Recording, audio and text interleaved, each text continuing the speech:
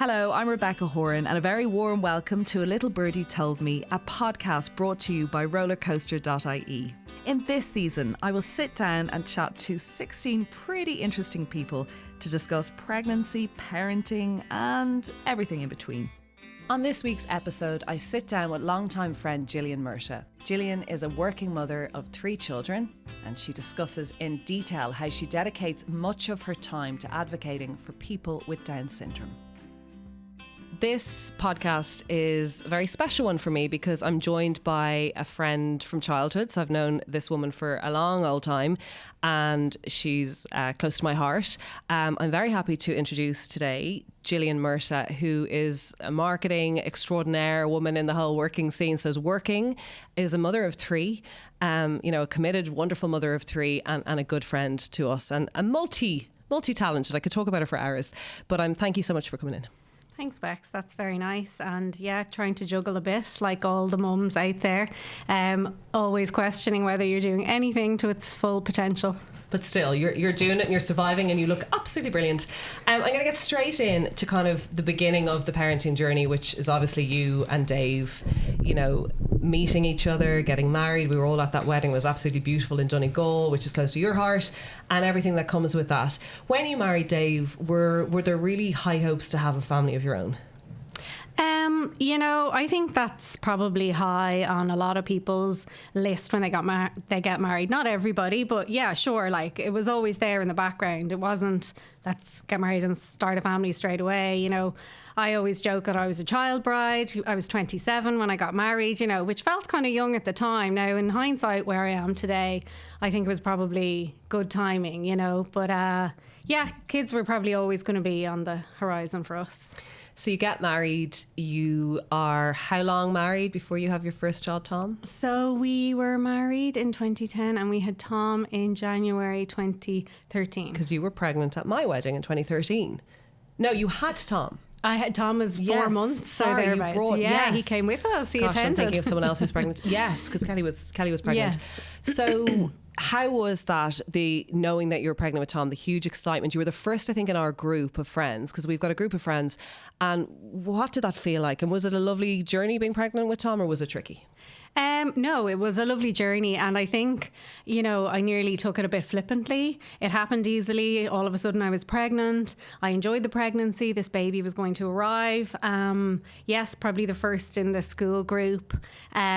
Maybe daunting in that sense, but exciting. I think I got a big shock though when I actually delivered him and there was a little tiny baby. I was like, oh yes, I've had a 9-month pregnancy. Oh, and now there's actually something I need to take care of. This is real. How did you, because I do remember you I was like, she's such a grown up, she's having a baby, because I remember just finding the whole thing very daunting. But you were doing it, you were in it. How did you find it when Tom came along, gorgeous Tom? Did you take to it like a duck to water? Did you struggle? Did you have a lot of help? Do you know what? I think it's all a bit of a blur now because no one knows what they're doing right in their first. Well, I certainly didn't. I had good support. My sister-in-law had a baby 4 months before us and they were close by. My mother-in-law was a great support. My family live a little further afield and my sister was abroad at the time. But no, it was fine. There was groups, there was the public health nurse. We weren't in any kind of COVID situation. So no, I felt supported and I felt fine. It was just life as I knew it turned on its head, basically a whole new way of prioritizing everything, all your decisions. It's a little bit like grieving, like having a child. I sometimes say it's the most profoundly special, incredible feeling, but it's also like you're also grieving your old self. Yeah, and I vividly had that feeling. I remember because my waters broke and he arrived the next day, and then the few days in hospital, maybe 3 days or whatever, I remember coming home into our house with this baby and feeling like, geez, the last time I was here, I didn't have a baby and now I have it. What just happened? This kind of what has happened? This earth-shattering change. Incredible, but you really have to say goodbye. And someone said that to me the other day, Rebecca, you just really have to say goodbye to that life and stop pretending that that's part of your life. But this is this great new chapter. And sometimes we try and do both. We straddle the other part of our lives and it doesn't really work. Yeah, and I think people can struggle with that. I think I was okay in the end, but yeah, there's definite piece of my life as I knew it is over. Did you go back to work? I did, yeah. I went back to work when he was maybe 10 months, So you took a little thereabouts. bit. Took a little bit, and he went into crash, and that was that. So the conversation, does it then turn when the child is 1 or 2 and Tom's 1 or 2? Do you start going, do we want to grow our family more? Like, when does that kind of then crop up, or did you not really make a big thing out of that? Didn't make a huge thing out of it. I think I was so obsessed with my little boy and was so happy with my life and content. There was probably a period where I felt like, oh, do you know what? I don't even know if I want another child. I don't know if I could love anything else as much as I love this child. Yeah. So for a while I was a bit on the fence, and I didn't hurry or rush things. But, you know, after time, you know, a certain amount of time will slip by and you're like, oh, well, maybe a sibling would be a good idea. I have one sibling. So it's like, oh, a sibling might be a nice plan. Let's think about that, you know. So I had changed job recently, and there was criteria that maternity pay would only kick in once you were 2 years with That's your tricky. employer. Things have changed now, which is wonderful, but at the time that was the case. So I decided to wait. I'll do my 2 years, and then I'll be entitled to my maternity, so we can talk about It's it a lot then. of pressure. I've been there as well. It's a lot of pressure, yeah. Yeah. So, of course, I waited the 2 years, and then we got into difficulty trying to conceive the second time round. Do you believe that's because you waited? Do you think it was part of age, or do you actually just think it was kind of like someone saying you shouldn't have waited? You know, I don't know, You don't but, know, but yeah. in hindsight, I do say to myself, I shouldn't have waited. You know, now should you never know, depend on someone else to control your life. So, it's interesting. Sort of, as you move through life, you kind of get to a point you're like, there's never a right time. Yeah. And like, don't wait for other things to control dictate. or dictate to you. So, So when you say difficulty, it just started not being so simple to just get pregnant. Yeah, no, we couldn't get pregnant. You know, I went about it. It turns out it's quite a common thing, secondary infertility.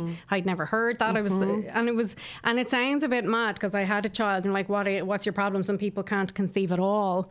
But it was worse because I was like, well, I did, and now I can't. You know, what's gone wrong? You know, so now it was a very kind of quick and easy fix. Okay. You know, we did some fertility treatment, and luckily, you know, sort of the entry level piece, if you like, and that worked for us. Were you being pushed? Did you feel under pressure to go down an IVF route? Did you feel like people were kind of like, the expense was coming into the conversation, the stress of that, or did you kind of take it at your own, you know, as a couple, did you just kind of make your own decision on that? It's a tricky one, you know. Some people, you know, have very differing opinions on the fertility clinics and that they are a bit of a money maker. Well, let's go straight to IVF, the big bucks, ka-chings.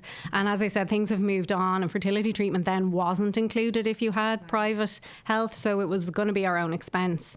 Now, luckily for us, we were kind of like, no, we've done it before. Something, you know, something's got to give.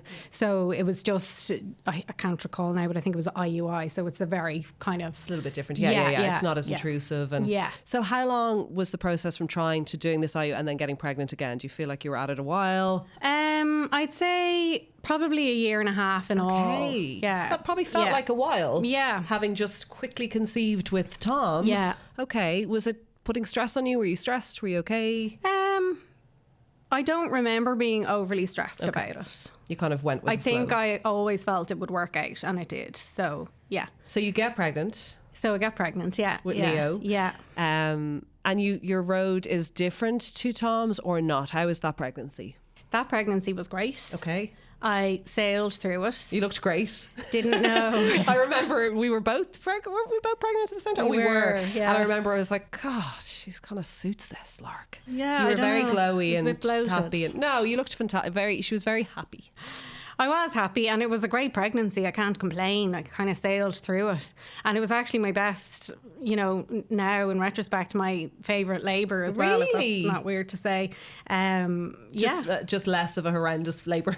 Yeah, less of a horrendous labour. I didn't know, it was a surprise. Didn't know it was going to be a boy or a girl. Oh, you didn't know any of that, okay. No, didn't know any of that. So yeah, it was a good one. So when did things become a little bit more tricky or a little bit outside the norm for you with that pregnancy? Like, when did you have an early labour? Did you go into hospital? Was it very much like going with Tom for your labour? Yeah, it was textbook. Okay. Everything was textbook. It was perfectly fine. Tom was a week early, exact same on this pregnancy. Okay. I was going in for a checkup, and I was having contractions. I said, I think I might be in labour.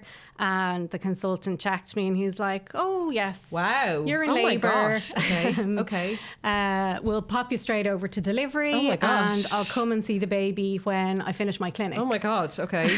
And this was What? 9 So in the you were morning. just going in for a scan? Well, I was going in to see him for a regular Yeah, appointment. a You know, you go routine. weekly Yeah, at sure. the end. And I knew I was having my contractions. That's so funny. Oh my God, you're very And, chilled.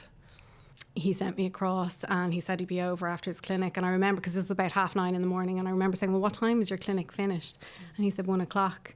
And he said, I'll be over to meet the baby. And I was like, oh, really? You know, and he was right. Yeah, I think he was born by 12. Yeah. or half You 12. fast. You're pretty impressive delivery times. Yeah. She's the Formula One of delivery. Well, not the first time, but this time was, pretty good. So you have a labour with Leo, like you've just said, it wasn't the most horrendous labour.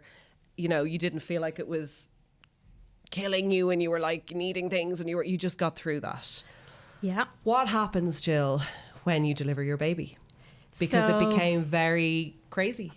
So delivered Leo after the couple of hours. As I said, I sailed through the labour. I had done some pregnancy yoga. I was very much, this is great, you know, mind over matter. Felt very much in control. Was delighted then, you know, the baby's out, he's here. Dave's with you? Dave was with me, a wonderful midwife. Delivered him. I'll never forget her. She was lovely. She was kind of an older lady, real school teachery. Come on, you're fine. You know, there was no messing. And she took baby, you know, over doing all the little bits and bobs. And I just remember kind of being in that post-euphoric Glow. It's Just over. happy he's here. Yeah. A boy. We didn't know that. And then she came back over, and I had made some throwaway comment as she was sort of tending to him to say, oh my God, he doesn't look anything like his brother. And then she came back over to me and she said, oh, here's your little one. She said, oh, did you say he has a brother? And I said, yeah. And she said, you don't think they look alike? And I said, no, not a bit. And then she said, so I'm seeing features associated with Down syndrome. So that was like a wrecking ball out of... How many minutes after you've given birth to this baby? Oh, maybe 6, 7. Like it was, she knew, like, you know. Do you think she knew instantly? She knew, she'd definitely. been experienced in this. Wow, Jill. So in that time, she had obviously called Dave for... is hearing this. Dave is beside me. We're just... And did you feel he did look different? Because I feel like babies all look the same. When I looked at him, no, actually. You know, I wouldn't But you just have... said it as a throwaway, maybe? Just as a throwaway. Okay. His little shaped face maybe like was Tom. more round or something. So she said those words, and she said, I just want you to know the paediatrician's going to come bustling into the room. The room's going to be really busy in a minute, and this is the reason why. Oh. It was just, all right, like cue absolute terror. Like I Because don't you really didn't know. in those moments what really happened after that, other than I held him and I kind of rocked. And I was like, no, it's okay. It's going to be okay. I just kept saying to myself, it's fine. It's fine. I think I was like rocking kind of like very manically. strong. I mean, it's something we use as a throwaway. Oh, she's a strong woman. She's strong. And it's a bit like, well, no, I don't want to be this strong. But you are innately a strong person. I mean, I don't know what happened to Dave in that moment, but did you feel you were just in survival? More so because you feared his health and safety. Like, is he okay? What's happening here? It's scary. Yeah. Okay, so you get that massive shock of those words, but then suddenly this overriding, well, is he okay? Yeah. You know, what does My this mean? baby. Is he all right? Like that suddenly then kicked in. The paediatrician came. He was whisked off then straight down to the NICU.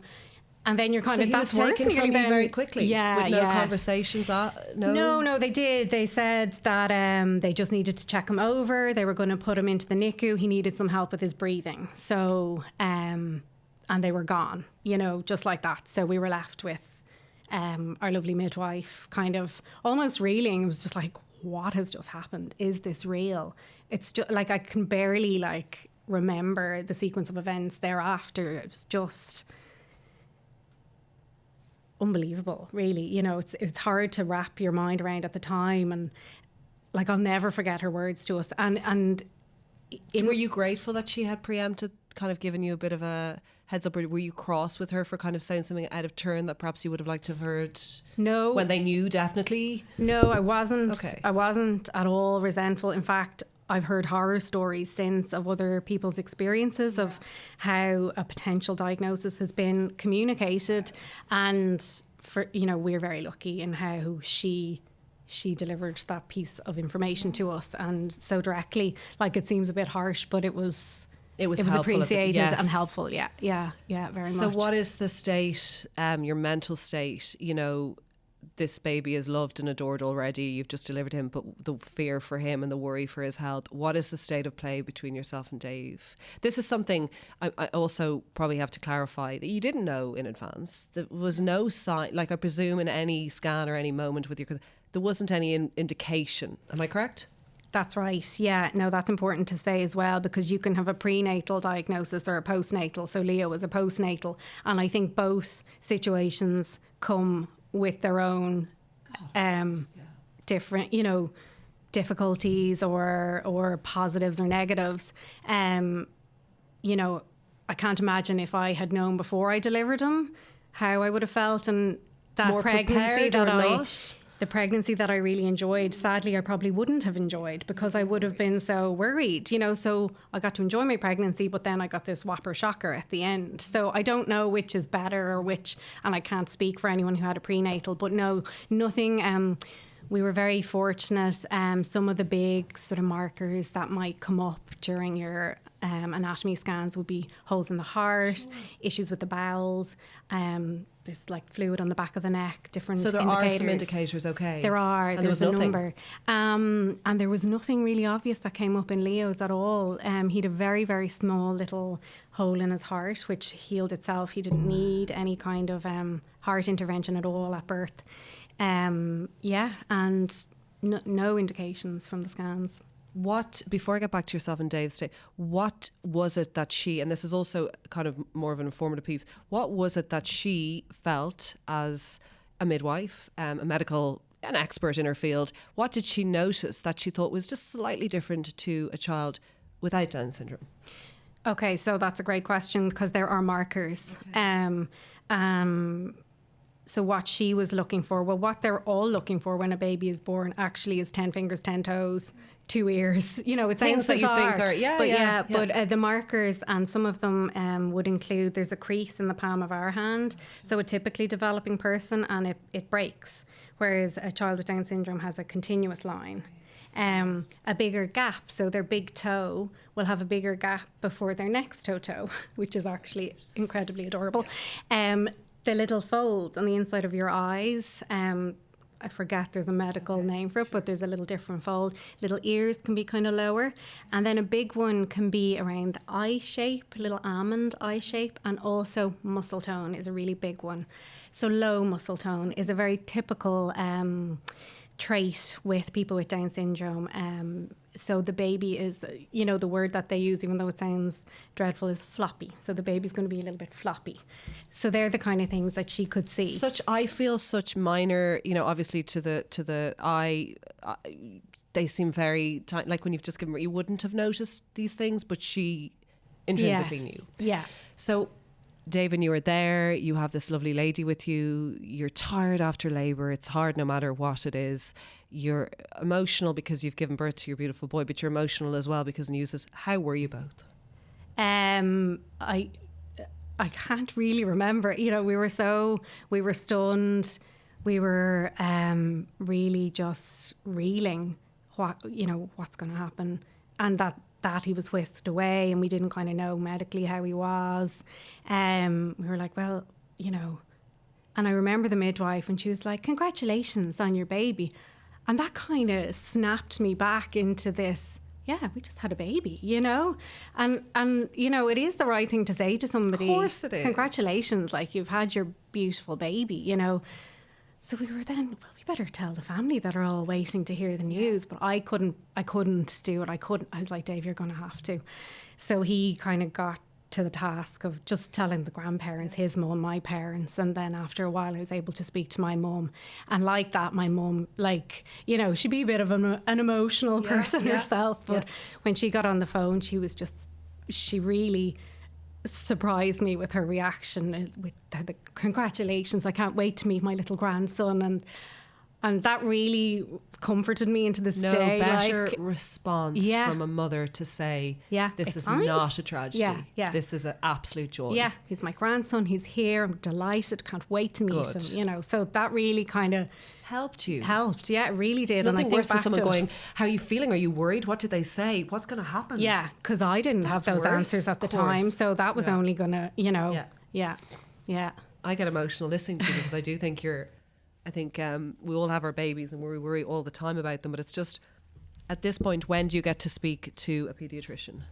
So I think the first person that we were going to be speaking to now that he was in the NICU was the neonatologist. I hope I'm saying that properly. So who was busy, you know, tending to the baby. So I feel like we were kind of given time and we were left in the delivery suite, got sorted, got our tea and toast. Well, I did anyway. And then we were just waiting till when we could get down to see him. I can't remember the time frame actually. yeah, If I had yeah, done my research, yeah. I probably should have asked Dave that before I came in to say, how long were we before we actually got to go down? You're in such a haze. So we got to go down and we got to see him. And we got to see the nurses in there. That must have been very comforting. It was No. not initially because he was in like the main part of the NICU, and it's very overwhelming if you've never been in it. Like, I've never been to it. Describe that. I've heard horror stories. I see pictures. We all know. But how hard is that for a mum who's just given birth? I think it would be hard for anyone, but when you've literally just given birth and you're all over the place with the news of the possible diagnosis and everything, it's the lights, it's the sound. It was extremely overstimulating, overwhelming. But the nurses are amazing.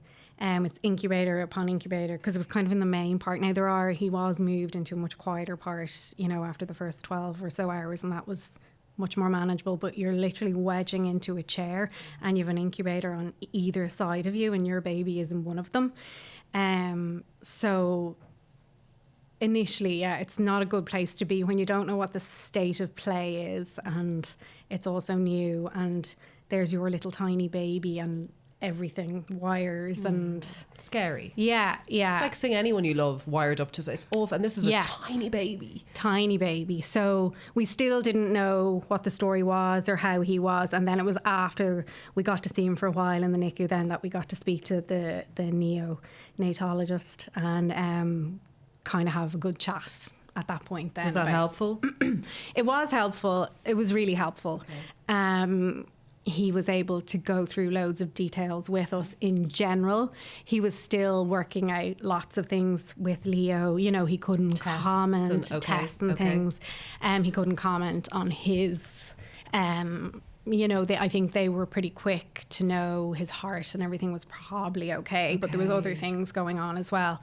So he was great in giving us general chat and assuring us he was there and come to him with questions, write questions down, don't be afraid to ask. So, and sort of guiding us to sources of information and support. Yeah. How are you and Dave away. Navigating this? So how are you just both kind of in survival mode? Let's just figure this out. Let's find out what's happening, what the next, is that kind of how or are you both really struggling and just kind of putting a good face on? No, I think we were both into survival mode. Good. And let's see what do we need to do next? What are the steps? So no one broke, no one kind of had to carry the other one through. This was a kind of team effort. No, we daily broke. Okay. Like hourly broke. And like it was literally like turning tables and one was down and the other just like no words exchanged, just right. The other one just plough on and pick the other one back up. Oh yeah, it was constant and regular. And, Dave had to leave the hospital at some point that night. I can't even remember what time, so I don't know how he must have felt, leaving us there and going home. Probably haven't really spoken about that, how he felt. Because obviously Tom was at home, and other family members. But no, it was regular kind of, one of us would slump and the other just had to kind of keep and going. Life does go on with anything that happens. I remember we were all told that you'd had baby Leo. We were all delighted for you, in touch, there as a kind of background support. When are we going to meet him? And kind of probably being annoying, but just there for you. yet your life goes on at home. You do have a child. You have a family. There's people wanting you and needing you. And you're also, I presume, how long were you still in Nick? Like, you didn't get to bring him home for quite a while. No, so I would have obviously been discharged on day 3, but I think that's, don't they say that's the one of the tier, you know, Yes. your emotional. I couldn't go, so I said I can't leave, and I don't know who Dave spoke to, but they were able to keep me another night, so I got to stay. That's weird in itself, being in a ward with no baby beside you, you know, when the people next to you do. But did you find all that weird? Did you find you were looking at others, you know, breastfeeding their bundles or getting on, and did you find you were, you know, hurt by that and resentful that your baby was a NICU, or not at all those thoughts? Or did you really struggle with that? I didn't overly struggle with it. I was in a small enough room, and I remember I actually think one of the ladies that I overlapped with had a baby in the NICU as well. So similar situation. She was going up and down with no baby beside her, and then there was one baby beside me for a little while, so it wasn't too bad in that sense. But no, I didn't feel resentment. Like, I more so felt like, I can't believe this has happened, and how has this happened to me? But I wasn't outwardly resenting They all have their anyone babies else. beside them. Yeah, okay. No, I didn't feel like that. And so I got home after day 4, and Leo stayed in the NICU for 3 weeks. So my life was in and out of the rotunda every day for 3 weeks. Well, Dave might go in, you know, he was obviously trying to work, manage Tom. My parents basically moved in with us. My dad would drop me in every day. Everyone was on hand. You had a village. Yeah. You felt like you had a village. Yeah. No, we did. You know, my parents were there. Tom was starting junior infants. Wow. My parents Huge brought him. milestone in his life. Yeah. They brought him to get his pair of shoes, got his uniform. I missed all of that. I remember beating myself up about that, not being able to give myself the headspace to give him the time to start such a big milestone. Were you very self-content? Was it very much getting Leo out, getting into it? Like, were you very much Jill in a bubble? Do you remember? Do you think you were? I think I was, yeah. And like people like that reaching out, kind of keeping in touch, checking in to see how he was. Did you find that hard and annoying? That was hard. It was hard. I felt, you know, I struggled with trying to keep people up to date, because day to day I didn't necessarily know myself, and there wasn't maybe any update, like, how is he today? I'm like, well, the exact same as yesterday, you know. So and I know it was only coming from a good place, but I just didn't have the heart some days, even going home in the evening, and my mum would be like, how was today? I was like, I just can't even talk about it, you know. I think there's such goodwill when anything happens, or when people give birth, or someone, you know, horrendous things happen and a baby goes to NICU, or you have news that a woman has delivered a baby who's stillborn, or these things that happen in life, Jill. And I think there's always that feeling or need to fill the void and constantly keep in touch and make sure you know that we're all here and we all.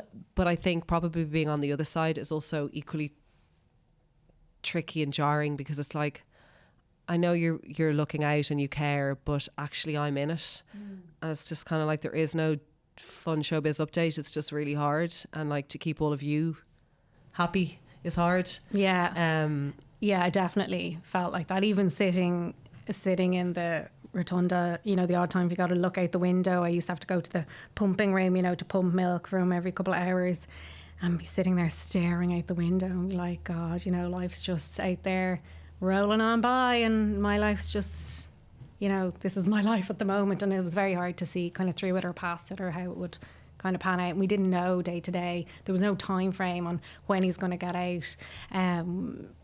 You know, at the end, it was his oxygen levels, and they kept dipping. And they won't let him go home until they maintained a certain level. So every day it was like, oh, he stayed at whatever % for 3 hours, but until he stays, you know, so it was literally every day. It was just slog and stress and worry. Yeah. Did you get to hold him much? Did you get to have that bonding experience? Did you feel you didn't get that? We did get to hold him at the start, not too much, because he had to come out with his little oxygen tube either right at his nose or in his nose, and then he'd have to go back in if those sats started to dip again. So no, you know, as the days and the first week or whatever, you know, as the days crept by, we got to hold him a little bit more. But yeah, it's difficult. You know, it's difficult to bond because you don't know, does he know the difference? It's mom or dad, and it's not just the nurse, you know. And I'd ring every night without fail, even though I'd probably been there till whatever time. You know, I'd ring at 12 or whatever at night when I was going to bed, just to see how he was, and, you know, hope he's okay and hope he's a good night, you know. And there's a huge guilt with that as well, because this person who you've never met in your life is tending to your child all night long. Yeah, you know. Are they okay for the job? Yeah. Even if they are, it's just it's so your funny. baby, you know. I'm nearly apologising. I'm sorry I can't, you know. Not that you're no. allowed to stay all night at all, but yeah. So why do you get out at 3 weeks, and what is that day like?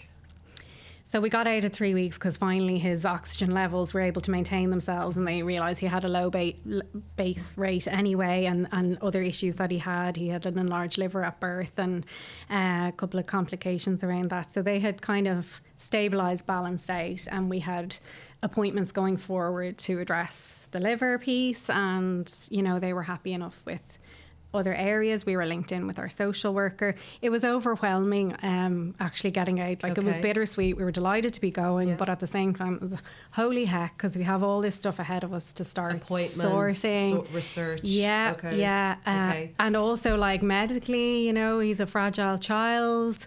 Will we be okay? I'll probably stay awake and watch him all night. Like, you do that anyway with a new baby. But it was. I remember my heart was in my mouth. I was like, oh God, here we go, you know. But it was wonderful for Tom to get to meet him, you know. That must have been hard for Tom, you know, this promise of a baby to come home, and then he's waiting. Yes, 3 weeks. They don't understand at that age. They're No. like, where's the baby? Yeah. What was that like? It was great. He came into the foyer of the rotunda. That's as far as he could get. You know, obviously no one could get into the NICU bar us to meet him, and he was so quiet and kind of, you know, subdued. But, you know, he was delighted. And then we got home and he was holding him and cuddling him, and that was really good. Then, you know, that was like, he's home now. You know, we're going to be okay. Leo is 5 now. He's similar 5 to my daughter. Yes, he's 5. That's right. He'll be 6 in August. It was August, and she was November. I do remember that road together. Yeah. He is 5, and obviously nothing is perfect and nothing is linear in life. Nothing is, and you've had many a hospital. I mean, you were only telling me now you have a birthday coming up and you'll spend it in Crumlin, and people don't see the hidden hardships, and I think that's why this is so important. It's not about any tragedy, it's actually about the joys and what you've overcome, but it's about the fact that day to day this is still what your journey is with him. But he's 5, he's gorgeous and thriving, and a little dote, and has slotted into the family very well, and we'll talk about Ivy and that journey in a second. The 5 years, how are you getting on? Because you're a great advocate, you're a great campaigner, you're a great mama. Well, look, I don't know about that, but you do anything for your child. He's 5, you know, it's been a journey, ups and downs for sure. And like, it sounds ridiculous, and I know when I heard it at the time when Leo was only tiny, mums that have gone ahead of me on this journey saying, oh, you wouldn't change a thing, you know, you'll get to that point, you would. And I remember thinking, they're off their This rockers. is tricky. I've got a tricky like that. What are they on about? And I am now that mum. I'd be like, you wouldn't change your child for the world. You wouldn't even take away the Down syndrome condition, because they wouldn't be who they are without that little extra chromosome, you know. So the chromosome 20. What is the trisomy? Trisomy 21. So it's a triplication of the 21st chromosome. So Leo has 1 extra chromosome than you or I do. So what are the, you know, you wouldn't change him. He slots in. He's the most gentle, like, just even from seeing bits and pieces and a glimpse into your life, I don't get to see you enough. What makes him different to your other children? And I'm talking about the day-to-day workings. Like, is there a lot of medical things that you have to think about? What is his sleep like? How is his play and interaction like? What do you find are the differences? And really, are they, or what make the whole experience incredible, or is it really hard? So I guess Down syndrome is a condition. It's not an illness. Nothing causes it. It just happens at the moment of conception. It's an intellectual disability, and it can come with certain health issues. Not all the time, but a lot of the time there can be heart issues. There can be bowel issues. There's delays. There's delays of every kind. There's learning delays, speech delays. Everything is just going to take you longer. So Leo's going to do his thing in his own time. So Leo is 5. He's not yet toilet trained. He's not speaking. His comprehension is really good. He can understand you. And this is kind of how we had to break it down to explain it to Tom. It's like, Leo will do what you do. It's just, it takes him longer to learn. So those are the main things. So with that, you know, you're linked in and you have your early intervention support. So physical therapy, speech therapy, occupational therapy. Then on the medical side, like I mentioned, going to Crumlin with Leo, he's linked in with the gastro team in Crumlin to this day, just about his liver complications that he's had since birth. Often there'd be heart appointments, heart surgeries. You know, we didn't have any of that with Leo. So it's kind of constant ENT, ear, nose and throat. Respiratory issues can be common, grommets needing, polyps, wakefulness at night, sleep apneas can be common. I mean, if you Google it, there is a horrifying list of what ifs or what could be. And it could be terrifying. And, you know, I think it's just really important that any parents that might be facing into a diagnosis or get a new diagnosis of Down syndrome, it is, you know, shocking and terrifying initially. But you know what? It's not the worst thing in the world that could happen, and it's not the hardest thing in the world. And, you know, you can do anything for your child, and you would do anything for your child. And while services, that's another podcast in itself, you know, can be difficult and lacking, and it can depend geographically where you are in the country and who you know and everything else. They have improved. I always, you know, Dave and I have always said we're lucky that Leo was born in Dublin in the year that he was born, you know, for the access that we've had to not support. In some awful countries as well, who treat any kind of difference in any baby just so, you know, archaic. It's horrendous.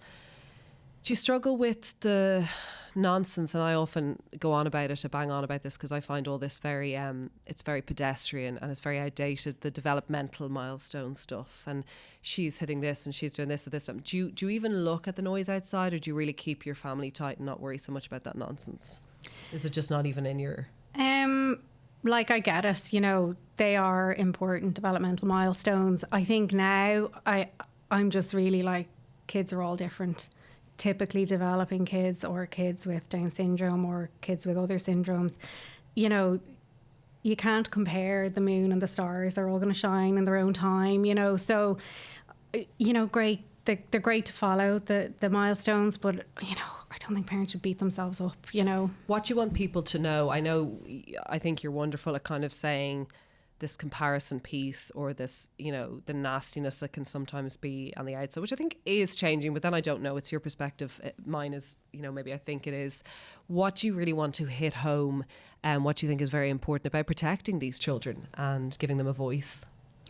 Well, I think it's just important to, you know, to maybe judge less, you know, unless you're in it or you're experiencing it. Don't maybe cast judgment, you know, until you understand. And I think a lot of times people maybe shy away from it, or, you know, can tend to be a bit rude or a bit ignorant because they don't understand. Like, that was me once upon a time. I didn't know anything about Down syndrome, you know, and why would you if you don't have to? So I guess just try and, you know, keep an open mind, you know, judge people less. You don't know the struggles anybody is going through for anything in life. So just be kind, you know, and be kind to yourself. And just, for all the families with little kiddies that are fighting a good fight for them, you know, just inclusion. Every single human, all they need is to be loved and be included, you know. That's just, that always is. You decide to have a third child. Mm-hmm. Just because life is really chill and easywgoing, and the house is just, it's all kind of calm, you decide to have a third child. Talk to me about that. So I would caveat that piece with... I'm just very judgy about people who go on to have like multiple... I'm like, are you crazy? I was always a two-child kind of gal. I was like, that's it, I'll have 2 children. And then we had Leo, and our worlds changed, and... we were trying to, you know, while we were trying to understand everything that you know, the path ahead was going to throw up. We also were considering, well, this is Tom and his sibling. And we kind of went down the route of, well, when we're not there to look after Leo down the road, you know, well, Tom's going to have to look after him. Is this all on one child? Is this all on him? Okay. You know, and it was kind of born from that idea that maybe another sibling for support, for future-proofing the family. Okay. It was kind of the thought process. Yeah. Big decision. A big decision. But I think at the time when we spoke about it, when Leo was probably still in the NICU, I think it also gave me comfort, you know, that I will get this experience again, where I'm not in a NICU, where I'm not devastated. Yes. And I kind of clung on to that. But that then helps that trauma a little bit. There's a little bit of cleansing of the trauma. Yeah. Yeah. So you have an okay pregnancy with Ivy? So conceived easily, had a fine pregnancy. I mean, did you do pre-testing for any of that or not? We did with okay. Ivy. I didn't do that on Tom. Hadn't even heard of it then, and didn't even think to do it on Leo. Yeah. So that's an important point as well, because that would have shown. This is the Harmony test? Harmony or Panorama. Yeah. There's a few different types. And you do have to pay. This is a private, am I correct in saying, in Ireland you have to... Yeah, I remember think paying. So. Yeah, I think expensive. you have to pay. So it's not for everyone. It shows up certain. I think it's Edwards disease. Am I correct? Syndrome. There's a few different things. Yes. And it shows up anything genetically. And I suppose there's that awful thing. Then why do you do it? Because are you going to make some decision on it? And I often think that that's not necessarily the reason that people do it. I think sometimes it's the preparedness or the knowledge, or knowledge gives you power, or I don't know. I think sometimes there's a control, trying to get some control back in a pregnancy. I did it on both because my doctor said, I don't know whether it was because I was a certain age. I think he said, oh, you probably should. And I did it and it was a given, but I know not everyone does it. So for Ivy, it was something you did do. We decided we would do it.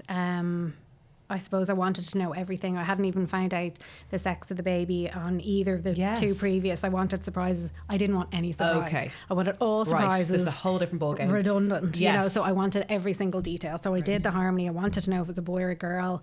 Every little detail. I was a little bit more probably hyper vigilant, like nervous with my appointments and everything else. Were you anxious during that I was anxious. I was anxious, very anxious. I was terrified when I went into labour. I remember my bottom lip quivering, you know, when you're like frightened or anxious. Do you think it just all brought it back maybe? I think so. I just wanted the labour to end. I was terrified. How many years was there between Leo and Ivy? Sorry. There's 22 months between them. Wow. So wow, quick. Okay. Yeah, so like I was busy with all that going on, and so the pregnancy kind of flew by. You know, you're tired anyway, but so you're emotional giving birth to her? Very emotional. Yeah, I didn't have like epidurals on either of the boys, and then, you know, I was like, I want an epidural. You were just crying and frightened, and I didn't enjoy that labour at all. I just wanted her out. I wanted everything to be okay. And the midwife kept saying that. I was like, why am I like this? And she said, you're probably just traumatized. Of course you are. You know, even though your labour was or anything to prepare you. No, you hadn't gone to the, like me, headed into the shop in Holles Street for a chat. You hadn't done all that to prepare yourself for the labour. No. So I had a lot of fear about delivering, you know, a baby that may not be, you know, a lot. There was a lot of nightmares, and I remember thinking, I need to just handle this now, because this is not okay. I was driving to Holles Street at night to get a scan. Often. And Jason would be asleep in the bed, and I didn't want him to know I was strange. And I would do it just because I didn't trust. So it did help me to have one or two conversations, but you hadn't done that. So of course you were just an emotional wreck. Yeah. Okay. Yeah. So she comes out. So she arrived. I mean, it wasn't a bad labour. I did get my epidural in the end. I think it was about 6 hours start to finish. And she arrived, and it was great. And I was very calm then when she arrived. I remember being a bit, is she okay? Is she okay? For about 10 minutes after she was born. Yeah. She's very quiet. Oh, she's sleeping a lot, you know. But she was perfect, and everything was fine. And she was a really good baby up until about 9 months. I was going to say, I really want to know about how the dynamic is at home. I know Leo is loving and a love ball, and just, I know Tom is, could I say, Mr. Responsible, the good, you know, he's a great.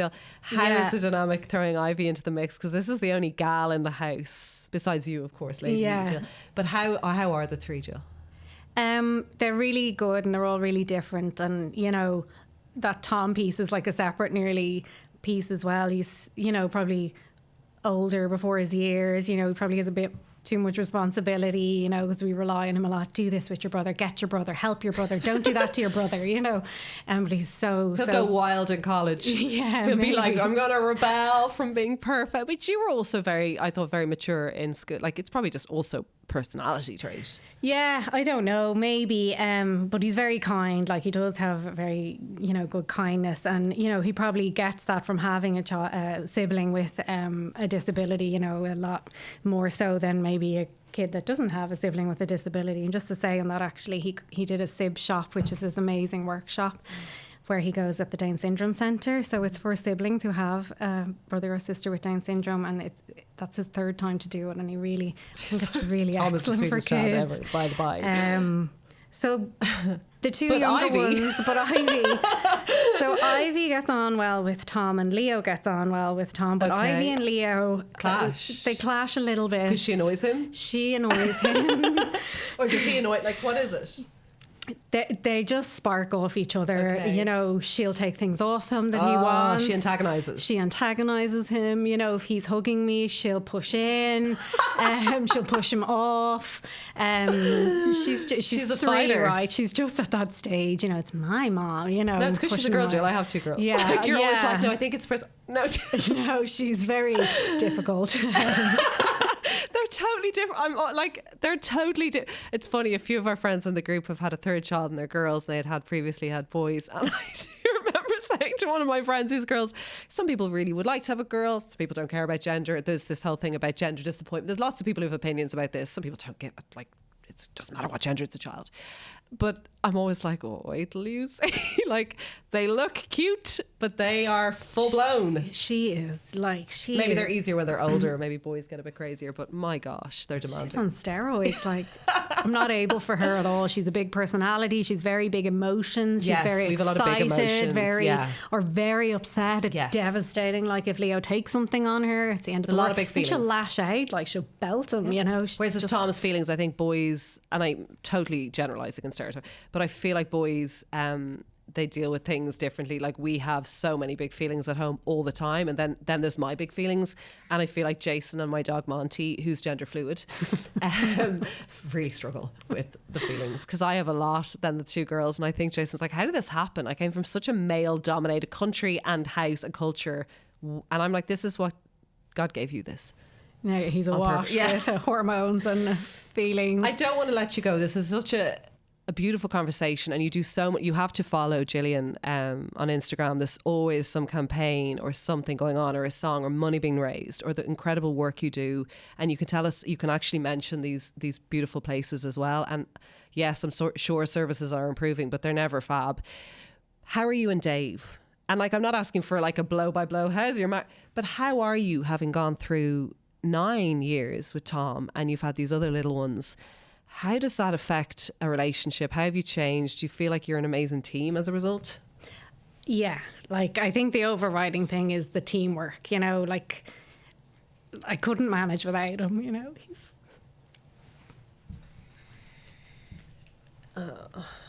Like, I'm a disaster. Like, anyone I speak to, I cry, and Jill's like, I will keep it together. But I do think when you touch on the person that literally holds you steady and is your rock, and like you've said beautifully there, when there was ups and downs, one of you, and it's so the case, when one falls, the other has to rise, and vice versa. And it's only now, as you say, 9 years. Well, actually, Tom was 10 last month, so it's 10 years. Gosh. So when we look back, it's that retrospective piece. Like, Massive look what we've chapter. come through in 10 years, and it's not monumental. Like, there won't be is books monumental. or stories It written is about us, but monumental. you know, we've You managed will to get write a book, I hope. I really hope you will. We've one day. managed to get through to where we are, and look, we're still in it. We're still in the standing. trenches. We're still standing, Like the though. song. Yeah, and look, I couldn't manage without him. And What's the song you often put to your Instagram videos of Leo? There's a beautiful song, I Love You. I don't know what it is, but it always makes me bawl. Oh, and I don't Julie. steal it from you, because I feel it's Leo's song.